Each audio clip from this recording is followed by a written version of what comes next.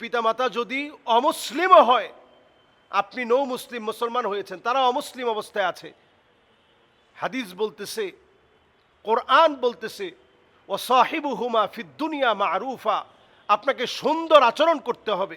হুমা জান্নাতুকা ও হুমা নারুক, তারা আপনার জান্নাত, তারা আপনার জাহান্নাম, তাদের সঙ্গে সুন্দর আচরণ করতে হবে। মা বাবার সম্মানটা এমন ছিল, মা বাপ যেই জায়গায় ঘুমাতো ওই জায়গায় সন্তান না বসতে বললে বসতো না।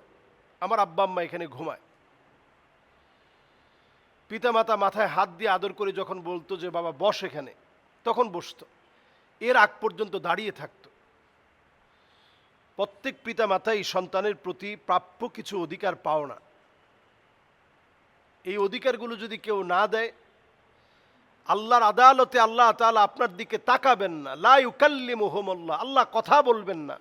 ওয়ালা ইউযাক্কিহিম, আল্লাহ দয়া দেখাবেন না। ওয়ালা ইয়ানজুরু ইলাইহিম, আল্লাহ তাআলা ওই লোকটার দিকে দৃষ্টিও দিবেন না। কার দিকে দৃষ্টি দিবেন না? যেই লোকটা পিতামাতার সঙ্গে অমানবিক আচরণ করেছে, জুলম করেছে, নির্যাতন করেছে, তার দিকে আল্লাহ তাআলা কিয়ামতের দিন তাকাবেন না, কথা বলবেন না, দয়া দেখাবেন না। এই পৃথিবীতে আমরা আর কি চাই বলেন? এই পৃথিবীতে যাদের উদ্দেশ্যে, যাদের কারণে আমরা এই পৃথিবীতে আসতে পেরেছি, আলো দেখেছি, এই পৃথিবীর সৌন্দর্য আমরা পেয়েছি, আজকের এই শিক্ষা, আজকের এই যোগ্যতা যাদের কারণে অর্জিত হয়েছে, একজন বাপ তো সে হয় 3 বছরে যে ছিঁড়া জুতাটা নিজের জন্য প্রয়োজন বোধ করেন না নতুন একটা জুতার, সন্তানকে লাগলে কয়েক জোড়া জুতা কিনে দিতে পারেন। নিজে না খেয়ে হলেও যিনি জমিয়ে রাখেন তিনি তো বাপ। অনেক সময় আমরা এই কথা বলে ফেলি যে আব্বা আপনি আমারে কি দিছেন, আপনার কাছ থেকে কি পাইছি। এটা বলার পরে বাপ হয়তো বদদোয়া দেয় না, বাপ শুধু এটা মনে করে যে আল্লাহ কতদিন আমি অটোতে উঠি নাই, রিকশায় উঠি নাই,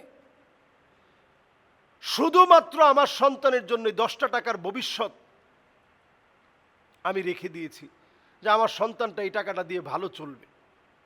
সেই মা বাপকে যদি সন্তানের হাতে মারা যেতে হয়, এটা কিয়ামতের ভয়াবহ আলামত।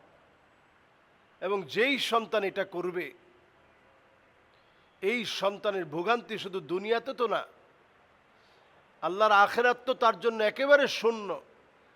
আল্লাহ তার দিকে তাকাবেন না।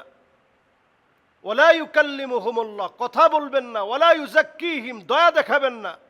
ওয়ালা ইয়ানজুরু ইলাইহিম, তার দিকে মায়ার দৃষ্টিতে আল্লাহ তাকাবেন না। সেদিন আল্লাহ যদি দয়া না দেখান, যাওয়ার কোনো জায়গা নেই।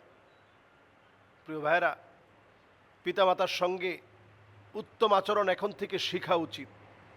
আমাদের শিক্ষাঙ্গনে অনেক রকমের শিক্ষা আছে, কিন্তু দিন দিন আমাদের কাছ থেকে এই সুন্দর আচরণের শিক্ষা উঠে যাচ্ছে। মা বাবার সঙ্গে আচরণ কেমন হবে এটা আমরা ভুলতে বসেছি, একেবারেই আমরা ভুলে যাচ্ছি।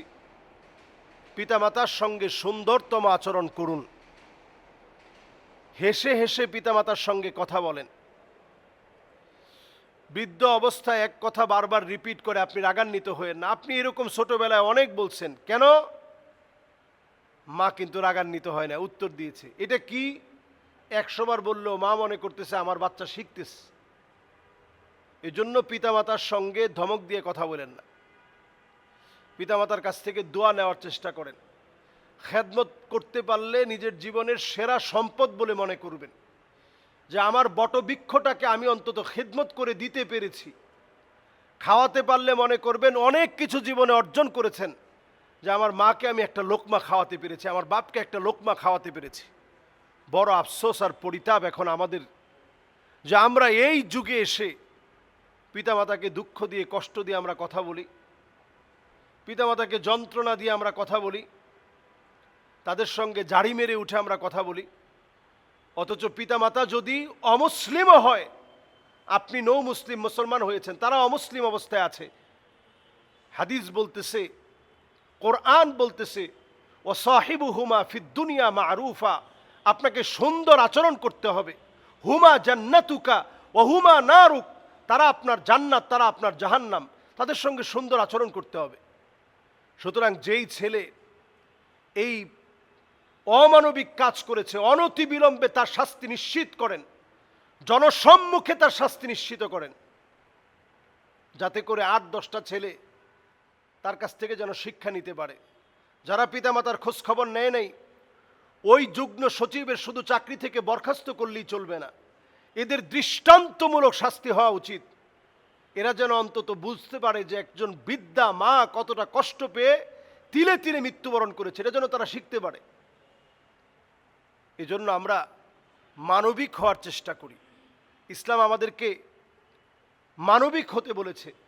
মসজিদ সবচেয়ে বেশি মানবিকতার কথা বলবে, এটা হবে মানবতার প্রাণ কেন্দ্র। আল্লাহ তাআলা আমাদেরকে এরকম জালেম হওয়া থেকে আল্লাহ তাআলা হেফাজত করুক। আর এরকম পাপিষ্ঠ নরাদমের শাস্তি যেন হয়, এবং যেই শাস্তিটা বাংলাদেশে দৃষ্টান্তমূলক শাস্তি বলে গণ্য হবে, প্রধানমন্ত্রীর কাছে আমরা এই বিচার চাচ্ছি, তার জন্য দৃষ্টান্তমূলক শাস্তি আমরা যেন স্বচক্ষে দেখতে পারি।